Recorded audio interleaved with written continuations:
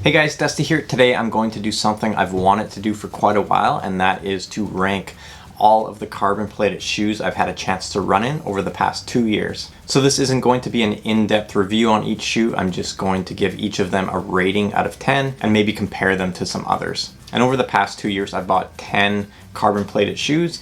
So we'll get started with the bottom of the list. Number 10, the On Running Cloud Boom. So you can tell right away the Cloud Boom looks more like a traditional racing flat, has lower stack height, very much a race fit. It's very narrow, the cushioning is very firm, and to be totally honest with you, I was pretty underwhelmed when I first ran in these shoes. Even though there's such little shoe here compared to the other super shoes on the market, it still comes in at one of the heavier shoes on my list. On Running even marketed this as you can go up to marathon distance, and I think probably 9 out of 10 people who own this shoe probably wouldn't wear this up to a full marathon. I think for most people your legs would get beat up too much. Another thing to mention is it's not near as stiff as the other carbon plated shoes. So overall I'm going to give the Cloud Boom a 5 out of 10. Next up on my list is a shoe that I no longer own and one that I have some serious trust issues with, and that is the Nike AlphaFly. So probably one of the more hyped up shoes on my list. I was super excited to get my hands on a pair and try them out. Unfortunately, only 5K into my very first run in them, I actually popped one of the AirPods. So for me, having such a bad experience, obviously it's probably not a shoe I would ever purchase again and definitely never race with. I just don't think I could ever trust a shoe in the race that you have the possibility of getting a flat tire with. And I will say I can vividly remember running in the AlphaFly, and I remember thinking it just felt too big and clunky for my running style. It's also the most expensive shoe on this list, so for all those reasons and especially that popped AirPod, I'm going to give the AlphaFly a 6 out of 10. Number 8 on my list is a shoe that I recently reviewed, and that is the HOKA Bondi X, and this is the only shoe on this list where I would say this is more recommended for training versus racing. So easily the heaviest shoe on this list, but I will say I really do like training in this shoe, but it's only at a very specific pace range that I think this shoe feels best at. So for easy runs, not my favorite shoe. For faster threshold interval type stuff, not my favorite shoe. I think the Bondi X is more of a high-end cruiser. So kind of that steady effort to tempo range I think is where the shoe really shines. And because I only use this shoe at a very specific range of paces and it retails for 240 Canadian, that's why it comes in so low on the list, and I'm going to give it a rating of 6.5 out of 10. Number 7 on the list is another HOKA, the OG to HOKA, the HOKA Carbon X number 1. Now I know this isn't the current model anymore, but you still can find it discounted online or in some running stores. And I gotta say, I really like this shoe. I think it performs just as well, if not better, than the Bondi X does at that specific pace range. But I also don't mind using the Carbon X at faster interval type stuff and at easier type stuff. So while it might not be what I'm looking for on race day, it does handle most training runs really nicely, I find. And I do like the rocker of this shoe. It makes cruising along at an easier, steady effort feel really nice and relaxed. And overall, I'm going to give the Carbon X a 6.5 out of 10. Number 6 on the list is Asics' first dabble into the carbon plated shoe world, and that is the Asics MetaRacer. So you can see right away, similar to the Cloud Boom in that it looks more like a traditional racing flat. So it has a lower stack height, lots of ground feel, cushioning certainly on the firm side as well. But it comes in way lighter than the Cloud Boom. I think it's miles ahead when it comes to performance. And overall, I'm going to give the MetaRacer a 7 out of 10. And I think for those of you that really like and appreciate the old school racing flat shoes that are firmer, lower to the ground, MetaRacer could definitely be on your radar. Number 5 on my list is another On Running shoe, and it's a huge upgrade from the first one, the Cloud Boom. This is the Cloud Boom Echo. So in the Cloud Boom Echo, compared to the Cloud Boom, you're going to get more stack height. It's a softer cushion, it's more forgiving. The fit is much more roomy and accommodating. And overall, I really love the ride of this shoe. It's probably one of my favorite feeling midsoles out of all of these shoes. With all that being said, this is the second most expensive shoe on the list.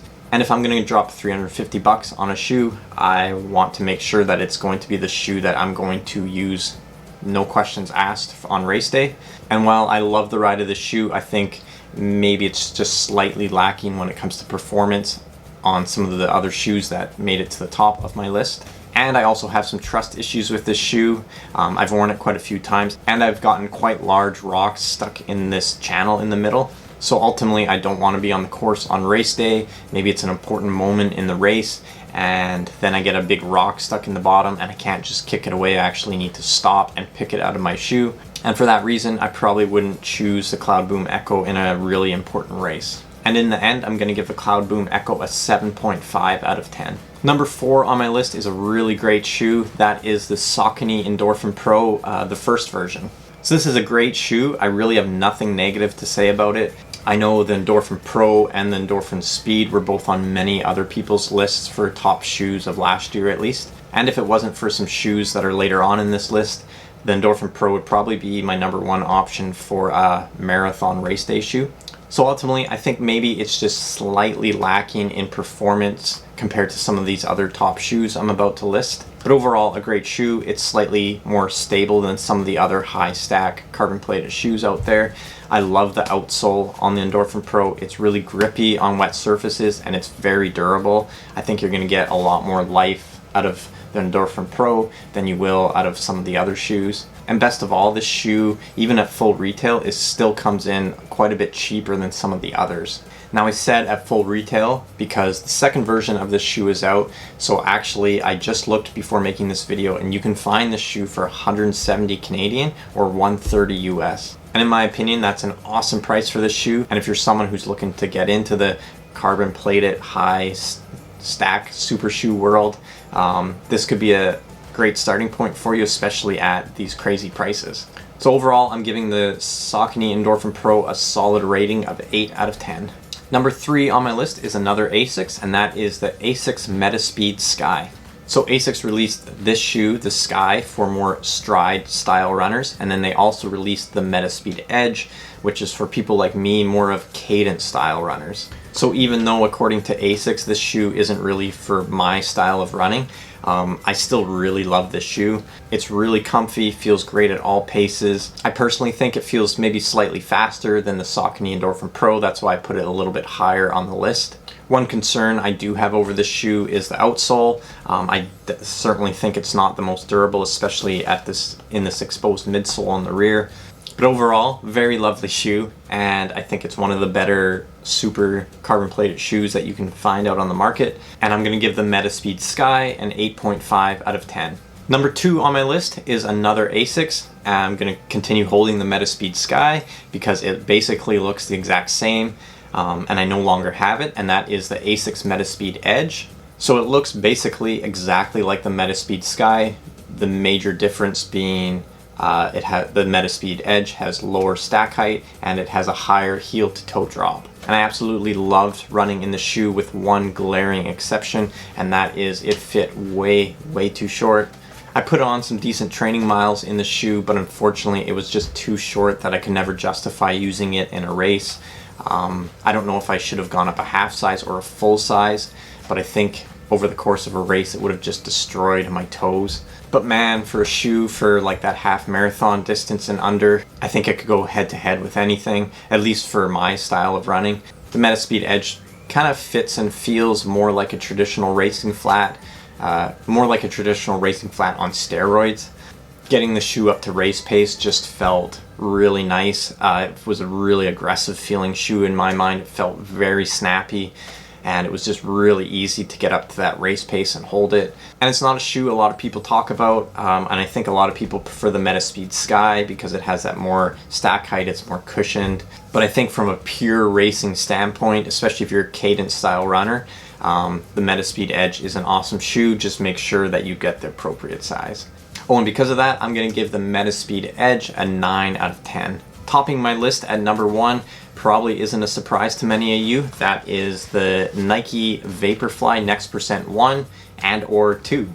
So I'm just going to say it. I'm going to give the VaporFly a 10 out of 10. Basically, any racing shoe I buy from here on out, I'm always immediately comparing it to this shoe.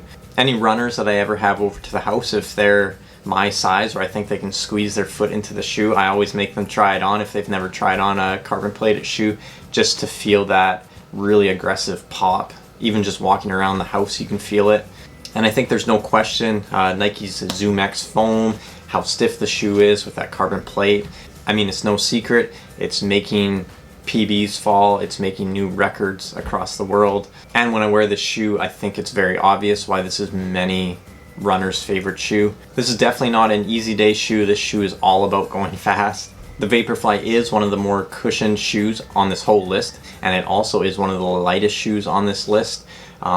Nike just knocked it out of the park with this shoe, and I'll continue to buy and review more carbon plated shoes in the future, but in the back of my mind I'll always be comparing them to this shoe. And who knows, maybe one day something better will come out and we'll start using that on race day instead of the VaporFly. Alright, so to recap, here's my list of all 10 shoes I've gotten a chance to run in over the past couple of years. And I'd love to know what your favorite carbon plated shoe is, so please let me know down below in the comments. Thanks for watching, and I'll see you in the next video.